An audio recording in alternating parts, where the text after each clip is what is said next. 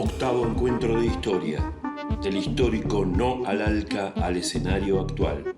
Reflexiones desde el Cono Sur. Coordina Karina Murúa.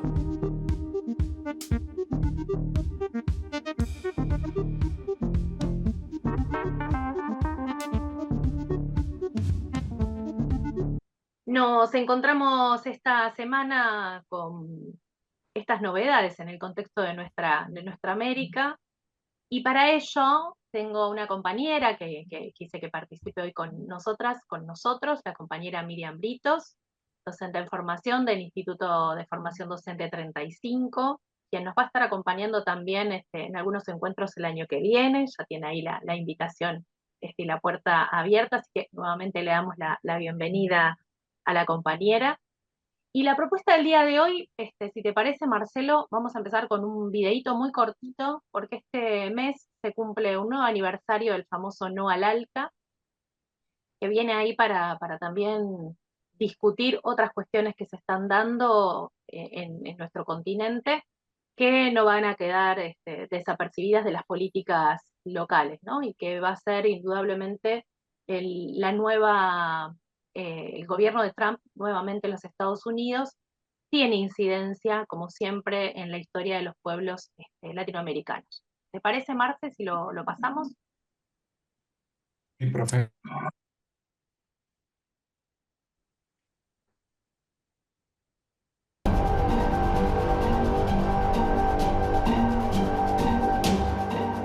El 5 de noviembre de 2005, en la Cuarta Cumbre de las Américas realizada en la ciudad de Mar del Plata, los mandatarios Néstor Kirchner, de Argentina, Lula da Silva, de Brasil, Hugo Chávez, de Venezuela, Nicanor Duarte Frutos, de Paraguay y Tabaré Vázquez, de Uruguay, dijeron no al ALCA. Nuestro continente en general y nuestro país en particular es prueba trágica del fracaso de la teoría del derrame. Nos hacemos cargo como país de haber adoptado esas políticas, pero reclamamos que aquellos organismos internacionales que al imponerlas contribuyeron, alentaron y favorecieron el crecimiento de esa deuda, también asuman su cuota de responsabilidad. La negativa de los presidentes de Sudamérica al área de libre comercio de las Américas, impulsada por el presidente de Estados Unidos, George W. Bush, marcó un hito histórico en la región. El presidente me recordó que la participación de los Estados Unidos en el vecindario puede ser constructiva, puede ayudar, y yo estoy de acuerdo en eso. Y yo le recordé que la mejor participación, la mejor cooperación que se puede dar es cuando los países toman decisiones sabias que atraen la inversión. Un acuerdo no puede ser un camino de una sola vía, de prosperidad en una sola dirección. Un acuerdo no puede resultar de una imposición en base a las relativas posiciones de fuerza. Por ello, seguimos pensando que no nos servirá cualquier integración. Simplemente firmar un convenio no será un camino fácil ni directo a la prosperidad. En paralelo, del 1 al 4 de noviembre, se llevó a cabo la tercera Cumbre de los Pueblos, en la que organizaciones sociales y políticas manifestaron su oposición a la creación de una zona de libre comercio, desde Alaska hasta Tierra del Fuego.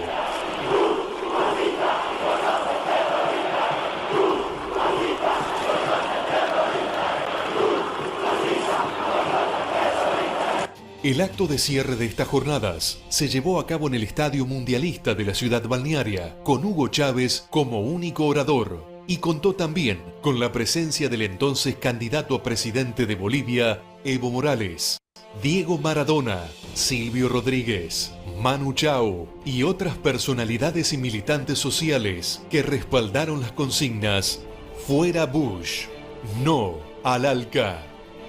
Vamos a decirlo. ALCA, ALCA, al carajo. ALCA, ALCA, al carajo.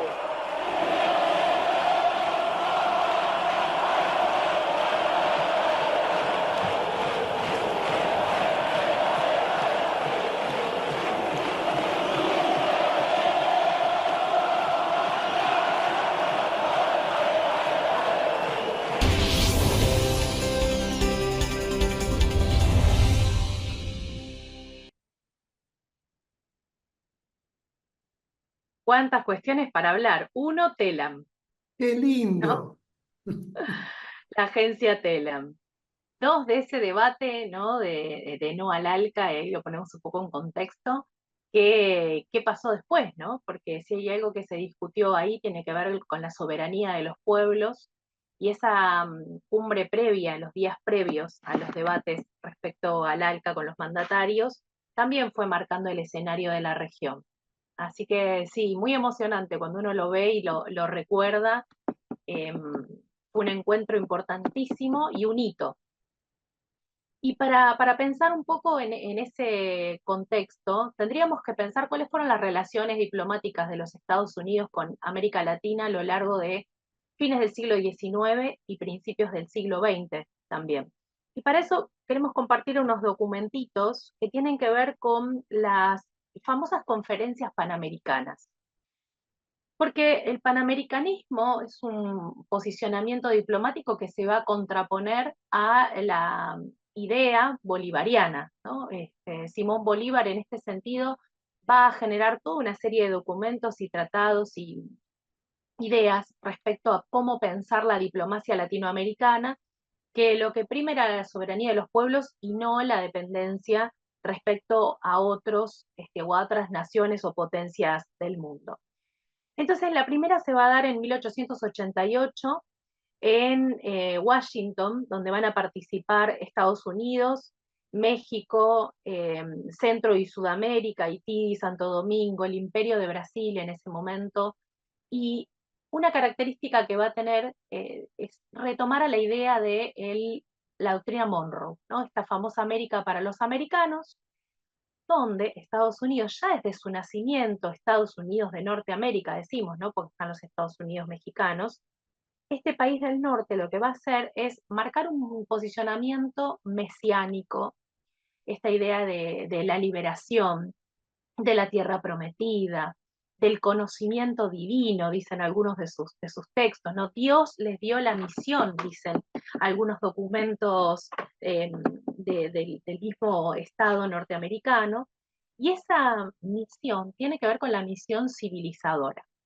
en contraposición a nosotras y a nosotros la barbarie, ¿no? Los pueblos atrasados también usa esta palabra, muchos documentos atrasados, que lo que necesitan es entrar en el progreso, otra palabra más ahí del positivismo, que son fundamentales para entender el contexto. Y comparto algunas cositas nada más de este primer congreso de 1888, y dice que las medidas tienen que tender a conservar la paz y fomentar la prosperidad de los Estados americanos. Por otro lado, habla, y ya anticipándonos un poco, dice medidas que deben encaminarse a la formación de una unión aduanera americana. Es el artículo segundo.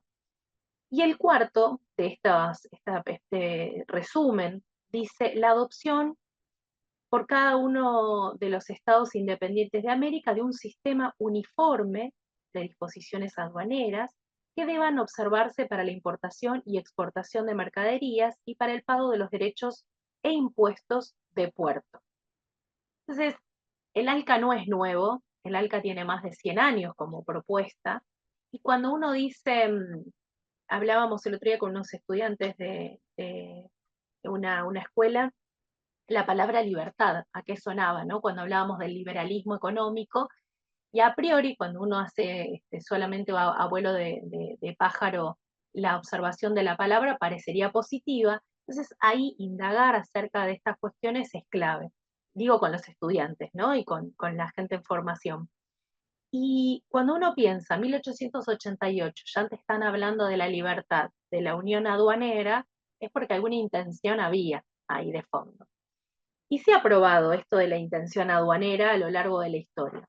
Otro punto de esta primera conferencia dice recomendar a los gobiernos cuyos países colindan con el Océano Pacífico que fomenten entre sí las comunicaciones marítimas, telegráficas y postales, tomando en consideración dentro de sus particularidades e intereses las proposiciones formuladas en el informe de la comunicación por el Pacífico. Entonces, ahí vemos que el Pacífico va a ser un lugar neurálgico importantísimo y la intención del ALCA precisamente era una integración por el Pacífico, ¿no? Tanto de Estados Unidos, Canadá, México, Perú, Chile, y sumar a otros países para que esa integración se vaya dando con esa libertad económica. Y también pensando en el Pacífico, no solamente en la porción americana, sino el Pacífico en relación a la conexión con el sudeste asiático y con otros destinos importantísimos. En el marco de este primer Congreso Panamericano de 1888, es que se van a dar también una serie de medidas, ¿no? Porque esta América para los americanos de la doctrina Monroe tenía que ver con ponerle un freno a la vuelta de los imperios de la recuperación de los territorios independizados. Sin embargo, de la idea original de que ningún país puede inmiscuirse en las relaciones internas que tienen otros países ni en sus propias organizaciones, lo que vamos a ver precisamente es que Estados Unidos sí va a intervenir en un canal interoceánico, va a participar de más de 200 golpes o aportes a golpes a lo largo del siglo XIX y XX en toda América Latina. O sea que esta idea de, como decía Bush en el videíto, ¿no? de que sean estas relaciones que sirvan a todos los países, en realidad tiene que ver con cuál es el posicionamiento de fondo.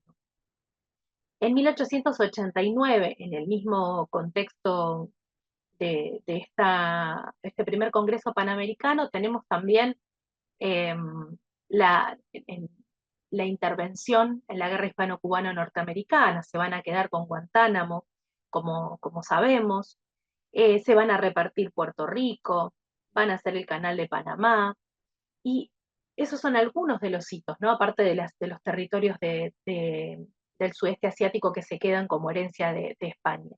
Entonces, ¿qué es esto de la América para los americanos? Les quiero leer un fragmentito de un discurso del 5 de diciembre de 1905 de Roosevelt, y dice: uno de los instrumentos más eficaces de la paz es la doctrina Monroe, tal y como ha sido y está siendo desarrollada gradualmente por esta nación y aceptada por las demás naciones.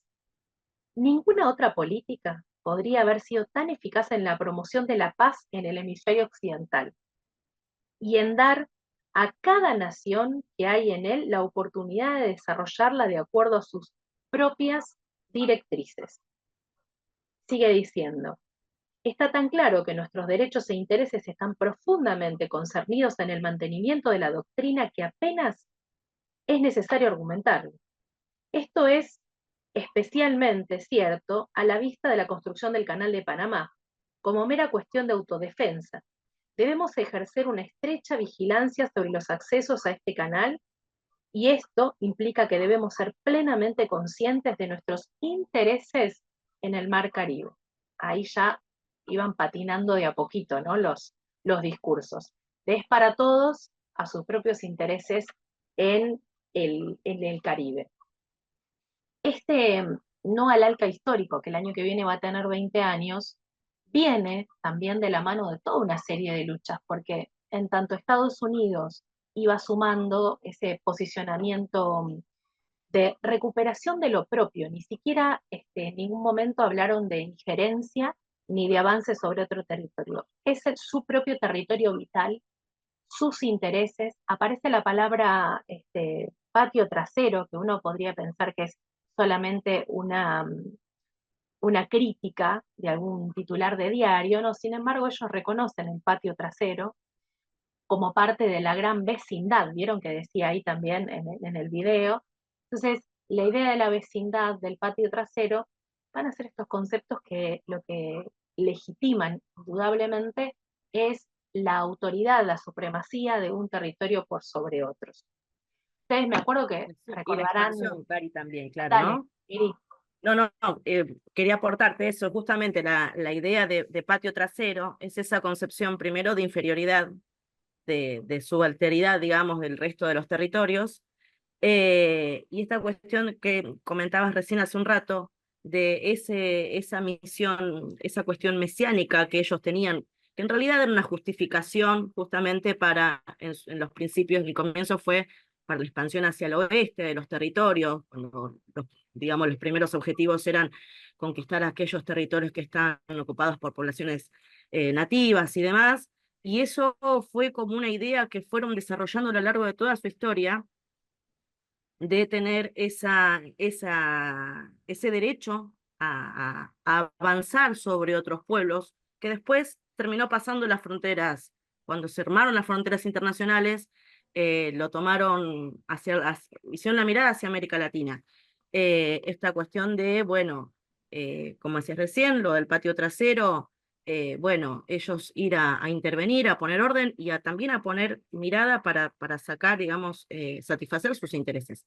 Nunca fue, si bien fue algo que fue desde el comienzo de digamos, de lo que fue la formación del Estado americano, que ellos son los americanos. América es todo América, pero los americanos son solamente ellos. Eso también es interesante tenerlo en cuenta.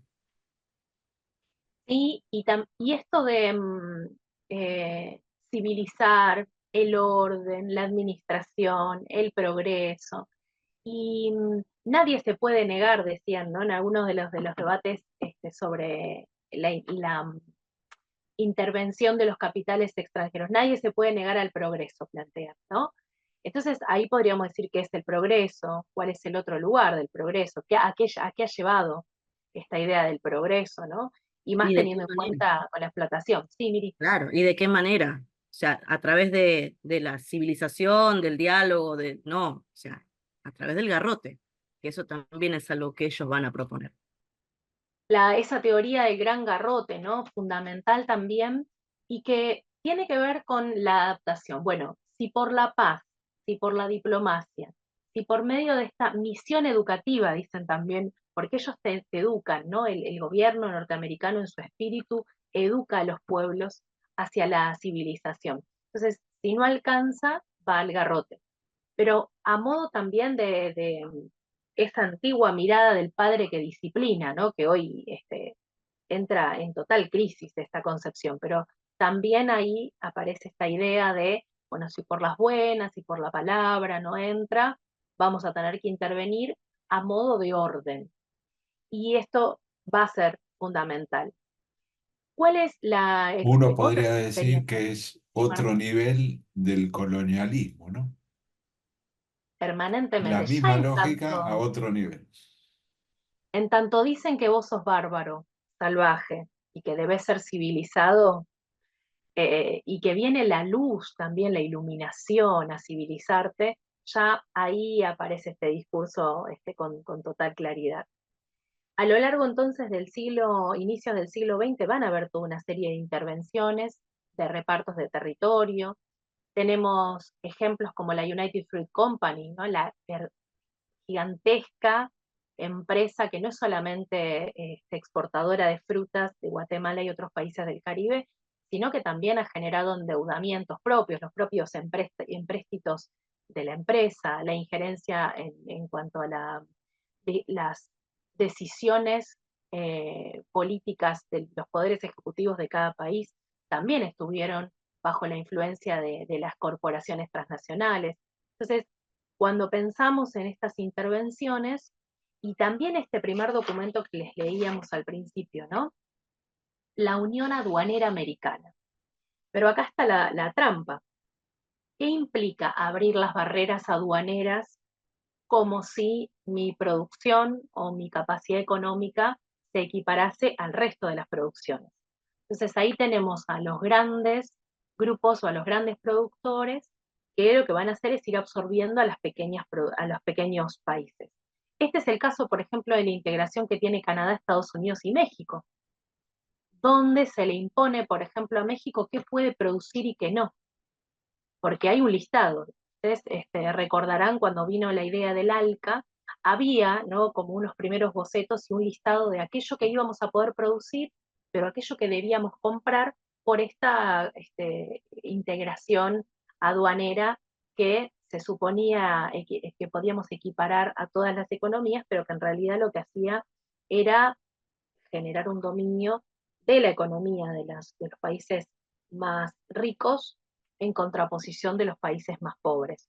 Entonces, también ahí, a lo largo del siglo XX, se va a dar. Nos interesa ir a algunos casos particulares, ¿no? Avanzado el siglo XX y con las propias disputas de las conformaciones de los estados-nación y las formas de gobierno.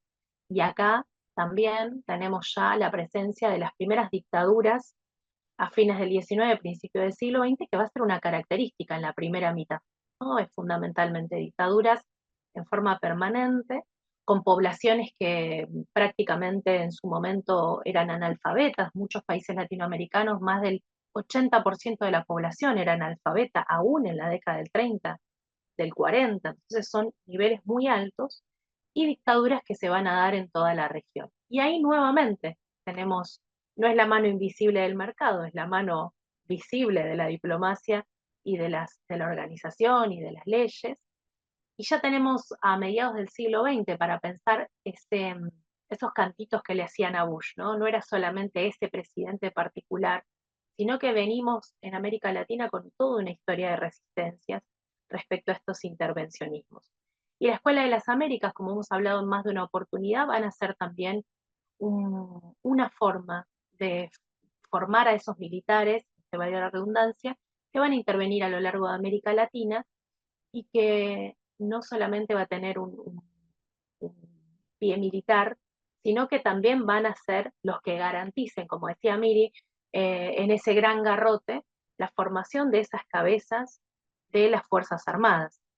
La implementación de la doctrina de la seguridad nacional o ideología de la seguridad nacional no solamente va a ser en el plano de lo castrense, sino que va a llevarse adelante también las garantías para la implementación de los modelos económicos que se pretendían en toda la región.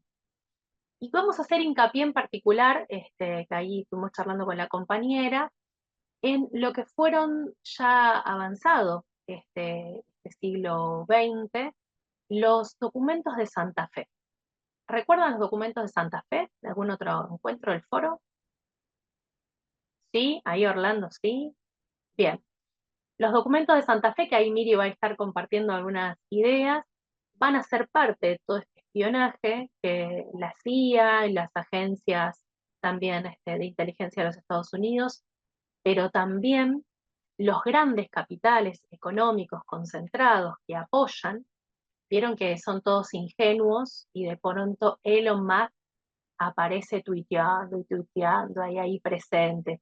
Un primer militante en las primeras filas y uno dice, qué fanático el señor. No, bueno, hay intereses muy grandes de fondo detrás de estos discursos, ¿no? En Argentina lo podemos ver con Galperín también, personajes que vienen siendo cada vez más ricos, obscenamente ricos, y que lo que van a hacer también es hoy abiertamente apoyar, en este caso como caras visibles, pero hay tantos otros que no aparecen, apoyar a los gobiernos que consideran que les pueden favorecer. Hoy tenemos a Galperín con una condonación de deuda gigantesca, mientras ironizábamos al principio, ¿no?, del encuentro, el se robaron todo, implica la medicación, implica la asistencia, ¿no? Y este condonamiento de deudas que se le van a dar a los más ricos, entonces no son considerados como robarle al Estado, sino como parte de una política hasta de justicia, ¿no? De poder devolverle a los que invirtieron, a los que apuestan, ¿no?, a los que trabajan en el país. Y en este sentido, en los documentos de Santa Fe van a ser unos documentos que se van a presentar en América Latina en forma secreta, pero que se van a dar a conocer algunos de estos y que explícitamente lo que sostienen es nuevamente la necesidad de observar e intervenir. ¿Querés ir comentando, Miri? Sí, Cari. Bueno, como comentabas recién, estos documentos Santa Fe que han sido desclasificados, nosotros trabajamos con vos en la cruzada hasta el cuarto documento, el tercero supuestamente no existe, no se consigue, o bueno, no es algo que no pudimos ver, pero la verdad que son documentos que realmente dejan al desnudo las intenciones que tiene Estados Unidos con el resto, por ejemplo, el resto de América. Una de las cuestiones que vuelve, esto es como algo marcado, el enemigo, el comunista. la presencia de China, la presencia de los grupos militares, comunistas, es como lo toma como el enemigo. Que esto es lo que decías recién del asistencialismo y demás, también es una crítica que hacen en los documentos. A los gobiernos que son benefactores y demás, no, ellos no están, digamos, de acuerdo con esa línea de pensamiento. Y empiezan a meterse, por ejemplo, con el manejo que tienen algunos países con respecto a su soberanía. Por ejemplo, hacen una crítica a Colombia, volviendo perdón, a esta cuestión del paternalismo, que ellos saben que es mejor para los demás, y eso después los habilita a ellos también para intervenir o tomar decisiones. Por ejemplo, ellos, una de las cosas que acusan en el cuarto documento es de que Colombia perdió soberanía en manos de los grupos narcoterroristas. Que la palabra narcoterrorista también es un posicionamiento político, porque no es el narcotráfico o el terrorismo. Ellos integran en ese concepto las dos cosas. Entonces, no es solamente una actividad ilegal, sino que es algo que además interfiere dentro de lo que es la soberanía del país. Acusa además a los estados de negociar con estos grupos terroristas, narcoterroristas, y dejarles en manos de estos negocios ilegales las decisiones del Estado. Aborda diferentes cosas, lo del narcoterrorismo, lo de la densidad de población, en donde también ven como una amenaza el crecimiento poblacional, y lo ven como una amenaza digamos, desde la llegada a su propia casa de la migración. Ellos consideran de que hay una gran oleada migratoria desde América hacia Estados Unidos, en donde, bueno, eso causaría un conflicto dentro de su frontera con México. Entonces, ellos, una de las cuestiones que plantean es el temor de que ellos tienen una gran población afroamericana y de que esta población se transforme en una población latina, porque obviamente ellos son el pueblo elegido, ¿no? Entonces, ellos no pueden tener esta integración con el resto de América. Para las negociaciones sí, pero para invadirme mi territorio no. Entonces, bueno, ahí es una de las cuestiones que ellos abordan, el tema de la migración, el tema de cuestionar las políticas económicas de los países. Los problemas económicos son responsabilidad de los países de América, ellos no tienen ninguna injerencia. Y otra cuestión importante es la cuestión militar también. Ellos hablan de las 9D, defensa, drogas, demografía, etcétera, ¿no? Son diferentes puntos que ellos abordan.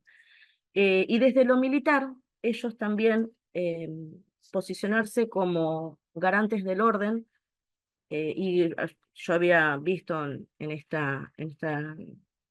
no al ALCA, una de las propuestas que habían hecho, era de los servicios militares de cada país, convertirlos en una policía, o sea, bajarles, digamos, la fuerza militar a los países.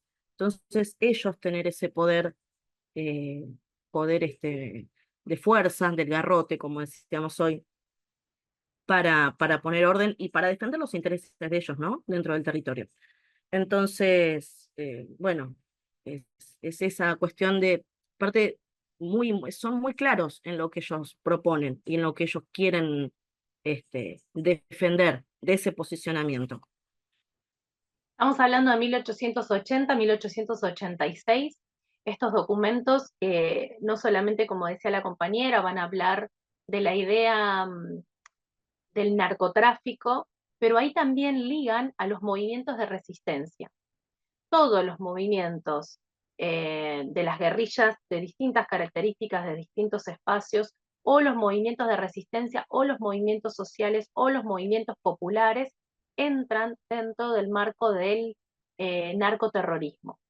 Entonces ahí es mucho más fácil pensar en una política de intervención, de pacificación, cuando de lo que estamos hablando es también de garantizar la paz. Vuelvo al ALCA. el ALCA no solamente tiene en su fundamentación la idea de una integración económica, sino que también se piensa en la pacificación. Nadie puede comerciar libremente si no está pacificado el territorio o si no tiene las garantías dadas para poder comerciar. Vieron que muchas de las corporaciones transnacionales que se instalan en América Latina se firman documentos donde se plantea, por ejemplo, que esto muy cerquita, acá, bajo de la Lumbrera en Catamarca, ¿no? Un ejemplo. Aguas del Tunari en Bolivia con la guerra del agua. Cuestiones que nos pasan acá también en lo local. La empresa firma un artículo que dice que si no puede transitar, si no puede comercializar, porque la población es la que genera las condiciones para que no se pueda comercializar, el Estado, municipal, nacional, provincial, depende del caso, es responsable de pagar por día una indemnización económica por el periodo en el que no se pueda comercializar. Entonces, si vos estás haciendo una protesta porque estás teniendo cianuro en el agua de los ríos, en los que toman tus animales, en los que llegan a las ciudades, y haces una protesta, eso estaba en el marco del terrorismo. Entonces ahí se van cruzando estas cuestiones. Esos documentos se los vamos a pasar. Documentos Santa Fe 1, 2, 4, también van a nombrar explícitamente a Hugo Chávez, ¿no? También mirando el ojo vigilante de quién era este personaje, entre otros gobiernos latinoamericanos. Nuevamente aparece el fantasma de la izquierda, el fantasma del comunismo. Vieron que está como muy de moda estar en contra del comunismo. A nivel mundial, los discursos del comunismo como un fantasma atrasado, salvaje, del oscurantismo, ¿no? La idea o la concepción de la izquierda como insulto también, que es una locura. A mí me hace acordar mucho, parece una parodia de la Gente 86. Acá estamos todos bastante grandes, me parece que nos acordamos de la Gente 86. Es una parodia muchas veces cuando uno va escuchando. Y vamos ahí abriendo la participación. Entonces, cuando pensamos en estos intentos de integración económica o de unión aduanera nueva o de libre comercio, lo que estamos hablando en realidad es de seguir reflotando, fortaleciendo, consolidando discursos que tienen mucho más tiempo que este siglo XX y que lo que van a intentar es darle una legitimación discursiva a aquello que ya se viene realizando en todos los casos. Entonces, nos parecía interesante citar algunos documentitos a lo largo del siglo XX y pensar cuáles son esas implicancias. Y más teniendo en cuenta en el contexto latinoamericano que muchas veces se dice que, bueno, lo más importante es entrar al mercado, ¿no? Pertenecer, que lleguen las inversiones. Y no pueden llegar inversiones si no existe un territorio que esté pacificado, que no hayan protestas sociales, que la calle esté libre, podríamos decir, en términos de la Argentina de Patricia Bullrich, ¿no? Eso fue también una excusa, Cari. Por ejemplo, el tema de la militarización dentro de los territorios, creo que fue el comienzo de este año, en México, AMLO, presidente de México, habilitó a que ingresen de Estados Unidos fuerzas militares y asentaran bases para combatir el terrorismo, el narcoterrorismo que ellos dicen, ¿no?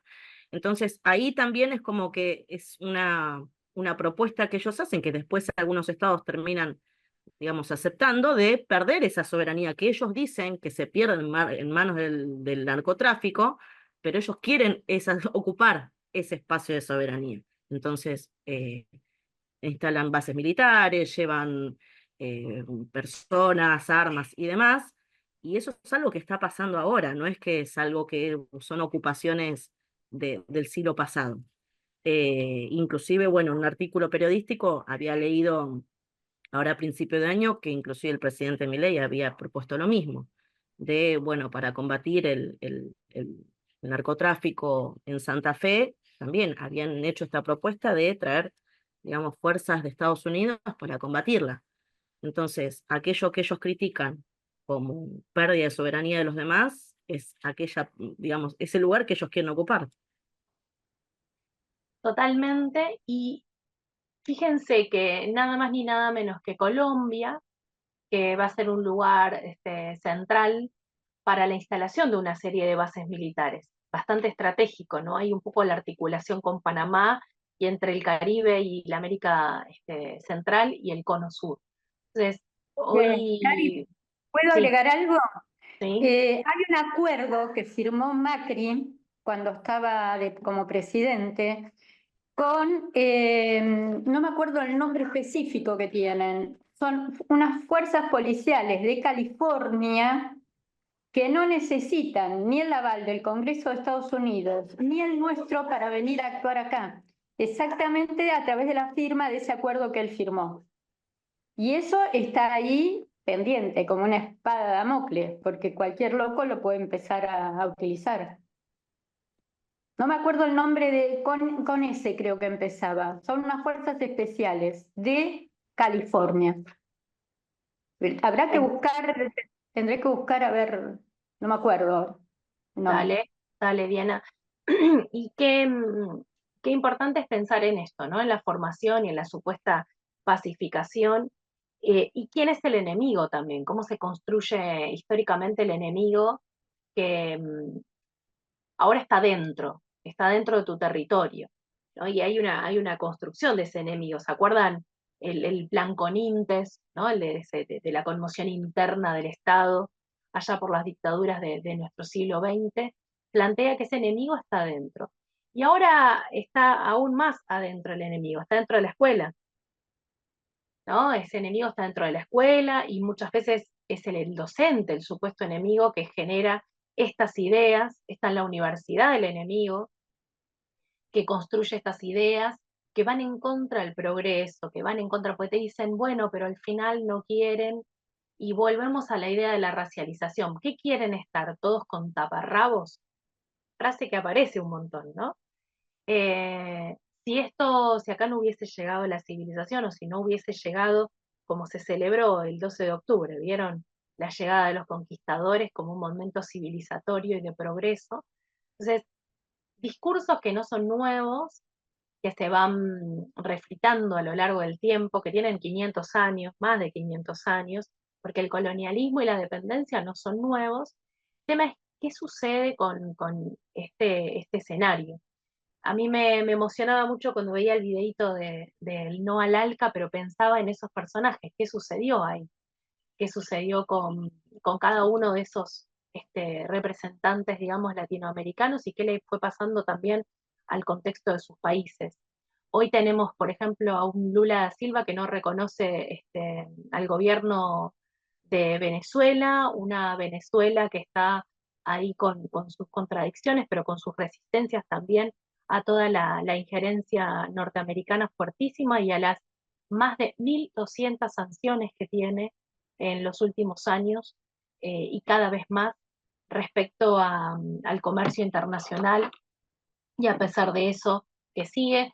Tenemos, no sé si ustedes vieron el atentado a Evo, ¿no? Y también todas las contradicciones de si fue un autoatentado, si fue un atentado, quién lo generó, y todo el tiempo las intrigas también entre los pueblos latinoamericanos. Abro el comentario. ¿Qué recuerdan del no al ALCA? ¿Se acuerdan? Dale, te escucho, Carlos. Dicen, buen día. El no al ALCA, me acuerdo del tren del Alba y cómo la prensa toda ninguneó, pero absolutamente, la presencia de Evo Morales, como un candidato muy fuerte a la presidencia, ¿no? Un indio, tan locos, ¿no? Bueno, presidente reelegido y estaba viendo que la crisis que hay ahora en este momento en Bolivia, dice, los libertarios, ¿no? Dicen, fíjense, Bolivia sin los cucas están destruidos, con esto de que los cucas traspasaban dólares y, bueno, hay una confusión muy grande y pienso en esos años de Evo, cómo creció Bolivia, y en un momento se decía invertir en pesos bolivianos, ¿no? Este, como lo importante que había llegado a ser esa moneda. Hablando de esto, en qué está esos líderes del ALCA, ¿no? Esa es una de las cosas así que más, este, más, más fuerte me resuenan. Y otra cosa sobre los documentos de Santa Fe, Cari, vos decías que ahí ya aparece la figura de Chávez como que les preocupaba. Estamos hablando de 1980, 1986, y ya estaba la figura de Chávez en los papeles de la CIA.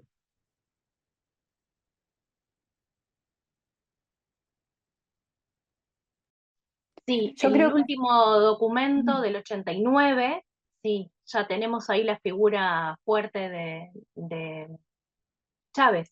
No nos olvidemos que Chávez va a hacer primero un intento de levantamiento, ¿sí? Con el 4F, después él va a estar encarcelado, pero es una figura muy fuerte a fines de los 80, los últimos años de los 80, hasta que llega a las elecciones, digamos.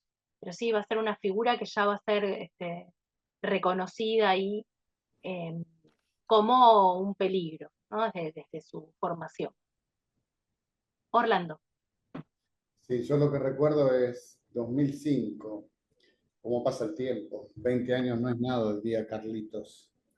Hicimos una radio abierta en la Plaza Alsina con la CTA ese día, el día del no al ALCA, ¿no? Yo recuerdo que hacíamos preguntas a los que pasaban y la verdad que si bien muchos sabían de qué estábamos hablando, muchos no. Muchos no, el periodo que va desde ese no al ALCA hasta el 2010, con la fiesta del Bicentenario acá, quizás fueron los 5 años más intensos de crecimiento de esa unidad latinoamericana o sudamericana al menos. Pero creo que nunca se logró perforar esa minoría intensa que fuimos entonces y que hoy seguimos siendo. Somos muchos, pero no dejamos de ser una minoría intensa, mientras hay otra minoría que quiere otro tipo de sociedad y hay otra, no sé cuáles son los porcentajes, pero hay otra parte de la sociedad que, bueno, van como las hojas del viento para acá y para allá. Creo que ahí ese pico que va desde el 2005 hasta el 2010 y que creíamos que estábamos tocando el cielo con las manos, nosotros, lo de la minoría intensa, bueno, en realidad no fue tan sólido, evidentemente, dado el presente. Ese es mi recuerdo, pero no quiero finalizar así con ustedes saben que yo soy un optimista estratégico. Y como repito siempre, la inteligencia es por definición optimista. Y no estoy de acuerdo con Gramsci. Así que nada es para siempre salvo la muerte. Así que mientras estemos vivos. Gracias, Orly. ¿Quién más se acuerda de ese 2005? ¿Cómo lo vivieron?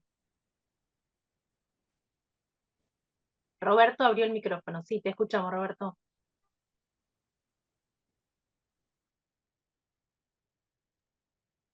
Qué linda que sos. Estaba recordando, yo no recuerdo mucho del 2005, estaba en otra cuestión, tratando de sobrevivir o de empezar a vivir de otra manera. Lo que sí me acuerdo de haberlo seguido por televisión. Y ayer, que estaba por subir ahora un reportaje que hicieron en Gelatina Emilio Pérsico, que se los paso ya, él decía que los que tenían claro qué era lo que querían hacer eran Chávez y Néstor, digamos, y después el resto se sumó después.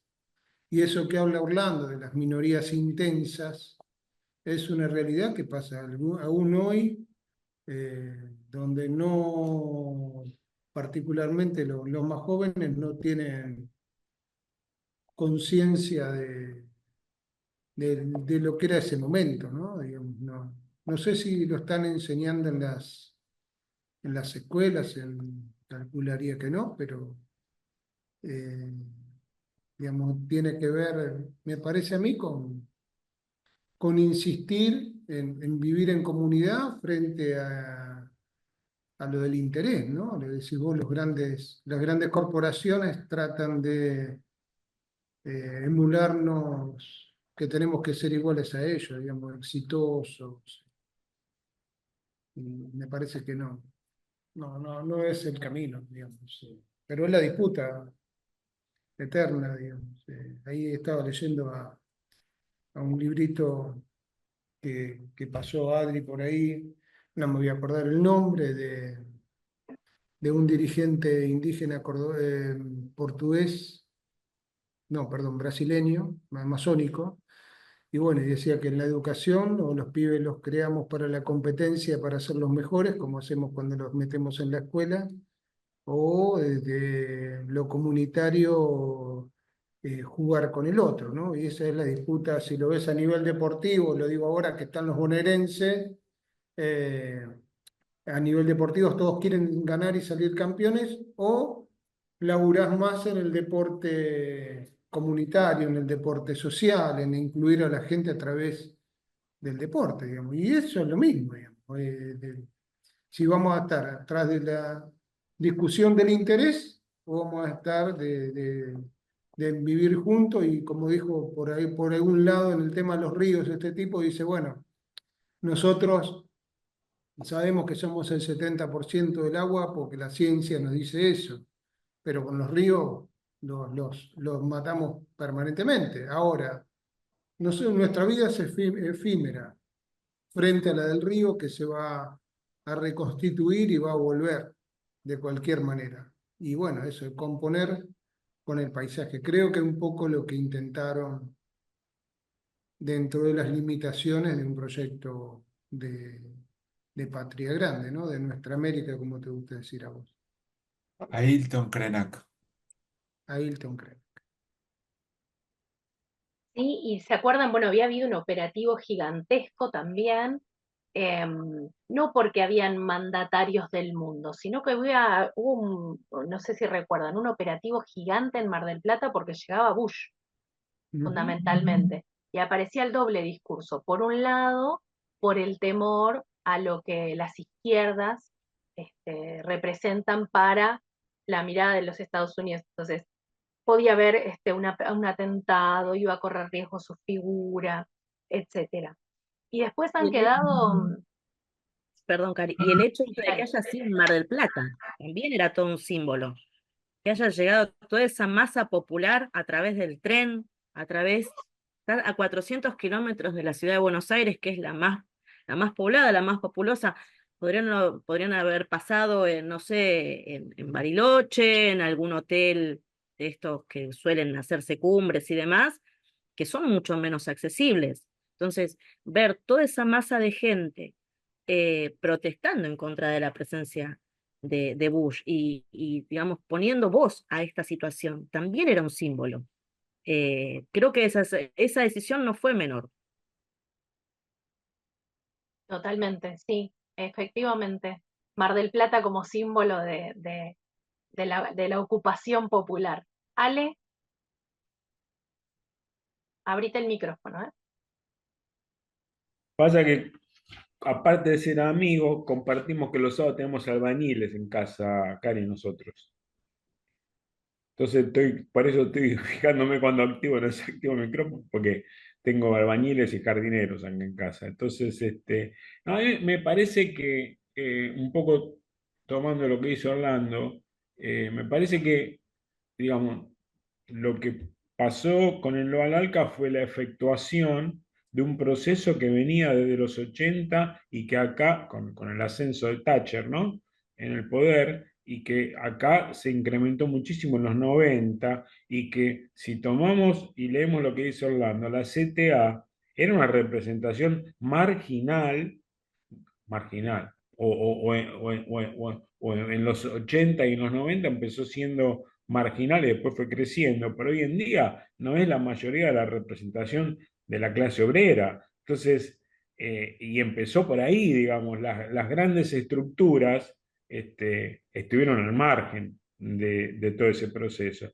Y lo que sí, como grandes jugadores, como grandes efectuadores, como grandes lectores de signos, tanto Chávez como Néstor vieron todo eso, y bueno, y se produjo ese encuentro maravilloso que fue en Alca, pero es un poco lo que nos pasa ahora en el devenir de la política del día a día. Miramos mucho la superficie, no nosotros, pero se habla mucho de la superficie y no se mira mucho los movimientos que hay por abajo, y es por donde ahí va a venir lo nuevo, me parece. Así que la reflexión mía respecto a ese evento es esta, ¿no? Carlos. Sí, también me voy acordando, ¿no? Lo que decía Miriam de lo que fue que haya venido Bush en 2005. En ese momento yo estaba trabajando en la redacción de una revista, ahí en el centro, y en un momento estaban hablando de que iba el avión a Mar del Plata, el avión de Bush, escoltado por unos aviones militares que habían venido a Estados Unidos a propósito, ¿no? Y en un momento pasa un avión, ¿no? Que era un avión distinto a cualquier otro sonido de avión que pasara por Buenos Aires, ¿no? Era una cosa, era como un sonido muy pesado, estruendoso. Entonces, nos acercamos a la ventana a ver, y llegamos a ver como la cola del avión. Me hacía acordar del avión negro de Perón, ¿no? Por esa cosa de lo siniestro, pero era un sonido, una cosa pesada, era algo eh, tenebroso, una cosa tremenda. Y después nos enteramos que era algo así como el avión de escolta del presidente, ¿no? Que era como un aparato, una cosa, un avión militar, pero súper cargado de tecnología, de qué sé yo. Bueno, y otra cosa que me acuerdo es el presidente Fox de México, el estupor que tenía el tipo cuando vio que todo se caía y no entendía nada, y pensar lo que eh, es hoy México, ¿no? Después del gobierno de AMLO, lo que es hoy con esta presidenta, y también lo digo con lo que decía Alejandro recién, eh, y con lo que decía Roberto, ¿no? Sobre que en ese momento estaba preocupado por sobrevivir. Como debe haber cantidad de gente joven ahora que está preocupada por sobrevivir, la realidad le pasa en otro plano, ¿no? Y lo lento que son las transformaciones sociales en el mundo, pero en la región, ¿no? Y este, ojo, porque ahora tenemos a este imbécil gobernándonos, pero en esta cosa de las mareas, ¿no? Va a haber que estar preparados para cuando la marea cambie y sea afín a un gobierno más nacional y popular, porque nos va a agarrar el tsunami, ¿no? No vamos a estar preparados. En ese sentido, me parece que espacios como el foro eh, sirven como para pensar eso, ¿no? Pensar, eh, n- n- está bien ver la coyuntura del momento, pero tenemos que pensar más allá, porque 20 años del ALCA, no al ALCA, 20 años que estaba Fox con todas esas lacras del PRI, esos presidentes mexicanos tremendos, pero fíjense lo que le llevó llegar a esta movida, ¿no? Morena, ¿no? Decir, bueno, probemos algo nuevo, algo de izquierda, ¿no? Y una mujer presidenta en México, es una locura. Y todo lo que sucedió desde ese 2005 en adelante también con las distintas intervenciones, recordemos el golpe en Paraguay, la situación de Ecuador, todos aquellos movimientos que lo que hicieron fue, bueno, no perdonarles, digamos, al gobierno, a los gobiernos, digamos, latinoamericanos que se quisieron encaminar en algún proyecto de integración latinoamericana también. Pensar en el 2005 también en adelante y lo que decíamos un poco, preguntaba Roberto hace un rato, si se enseña en las escuelas. Bueno, historia reciente se ve en el último año de una modalidad del secundario y no se llega. Como que ahí el siglo, en nuestro nuevo siglo, medio que no se llega a trabajar en la mayoría de las escuelas. No es un contenido. Ahora vuelven a cambiar, por lo menos en la provincia de Buenos Aires, los diseños curriculares, pero también algo que viene debatiéndose es si se integra nuevamente las áreas de conocimiento en las ciencias sociales y se desdibuja la historia como disciplina en sí misma, ¿no? Como un área vinculada a la geografía, a la historia, a las humanidades. El sistema educativo es todo un terreno en disputa, en el que también estos debates de la actualidad se entremezclan con esta falsa idea de lo científico, ¿no? Muchas veces se le dice a los historiadores, bueno, no se puede hablar mucho de historia reciente, eso lo hace el periodismo, porque la historia reciente está muy empapada en tu propia realidad y escribir de historia reciente implica esa cuestión de las subjetividades. Como si quien escribe un capítulo que hable del descubrimiento de América no fuera a estar, ¿no?, empapado en subjetividades. Eso no, pero esto otro sí. Entonces, se puede hablar de historia muy del pasado porque ya entra en una neutralidad científica, pero la historia reciente no. Eso es una discusión que nos venimos dando hasta el día de hoy en el campo.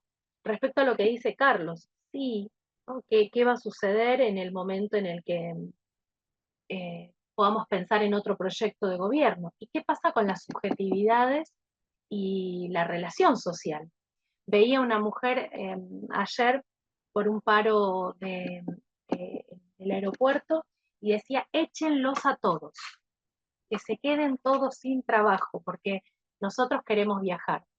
Sí, por supuesto, hay tanto un derecho de esa persona que tiene un proyecto armado para viajar, pero ¿qué sucede con el tejido social? ¿Qué sucede con la construcción con el otro? ¿No? Entonces me parece que por ahí tiene que venir también estos debates que nos estamos dando, ¿no? No es individual la salida, Eso te de iba a decir, ninguna ese manera. es el éxito del individualismo. Evidentemente ha tenido éxito esta construcción de cada uno cuidar sus propios intereses, que es un discurso que se viene dando desde hace mucho tiempo. Y vieron que aparecen también cada vez más fuerte el tema del ser el propio emprendedor, ¿no? Yo antes alquilaba, eso es una estupidez, no se alquila más. Ahora la inversión, y uno como adulto, ¿no?, que ya vivió como muchos momentos económicos, decir, bueno, puedo hurgar un poquito y rascar en esos discursos. Pero el del autodidacta, el que sale solo, el emprendedor, el que tiene herramientas, vos sos tu propio jefe, también parte de una mirada de el mundo chiquitito, ¿no? El mundo individual. A mí me dan todos lo mismo porque total me tengo que levantar todos los días para trabajar, todas esas cuestiones que tenemos que empezar a construir cada vez más, porque ese tejido del lazo comunitario, del lazo social, del componer con el otro, es la pregunta del millón. ¿Cómo lo hacemos? Ahí hay muchos, a mí me gustan mucho los videitos cuando los sube el compañero Orlando, porque viene ahí como en el discutiendo y discutiendo y dando vueltas desde ese lugar, desde si la salida es colectiva o la salida es individual, ¿no? Entonces, me parece que es un eje central y este y otros espacios nos tienen que dar un poco, no respuestas, ¿no? Pero seguir pensando y craneando cómo hacer para conquistar un poco al otro, ¿no? En este discurso de lo comunitario. Para algunos, ese no al ALCA fue, bueno, un hecho más político del kirchnerismo y otros de la izquierda latinoamericana y nada más.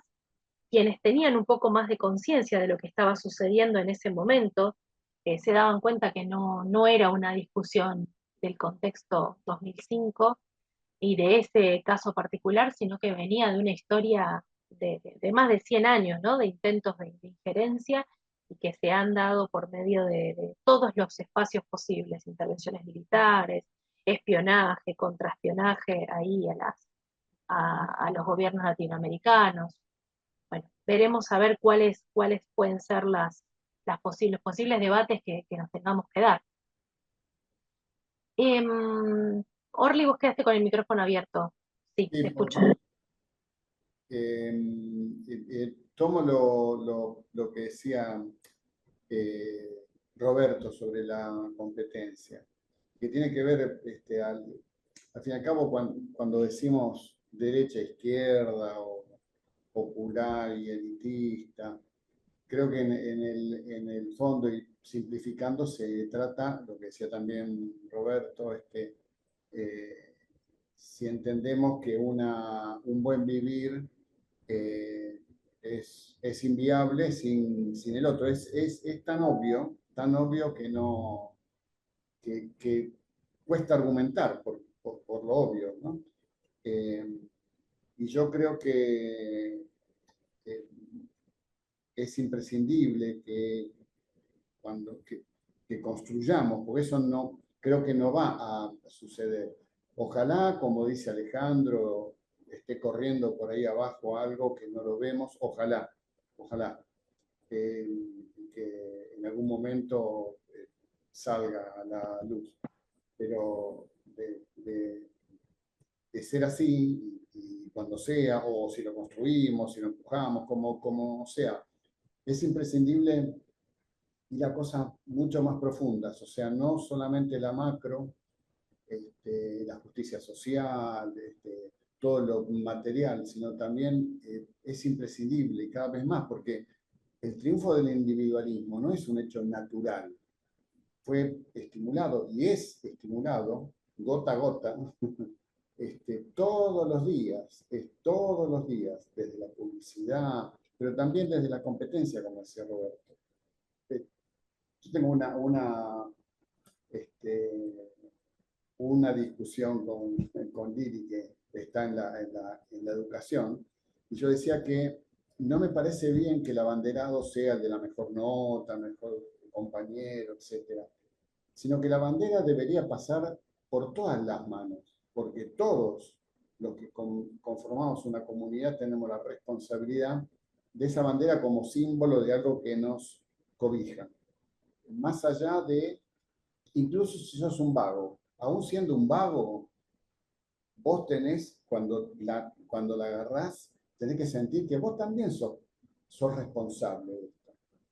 Después que lo que quede es otra cosa. Porque además es injusto, siempre que hay una competencia hay un ganador o ganadora y muchos perdedores. El loser de los anglosajones, ¿no? de los yanquis, el loser, bueno, es algo que permea y está mucho entre los más jóvenes, pero también entre los más grandes. Por eso estoy en contra del campeonato de asado, el campeonato de tango, el campeonato del alfajor. Es una pelotudez, dicho técnicamente, ¿no? Muy bien. Bueno, les voy a contar, hoy vamos a cortar un ratito antes, que se me están superponiendo otra actividad. Voy a dejarles tarea para casa. Sí. Tarea para casa, nadie ponga Pero caritas. es el último día. Bueno, no tuvo tarea en todo el año, así que va a tener tarea para casa. Voy a compartir un Padlet. Vamos a hacer un ¿Trabajaron piquete. alguna vez en un Padlet? Es como una... No, bueno, apréndalo, Roberto, no se queje. Vamos a poner un Padlet y les vamos a pedir que suban una fotografía con un texto debajo.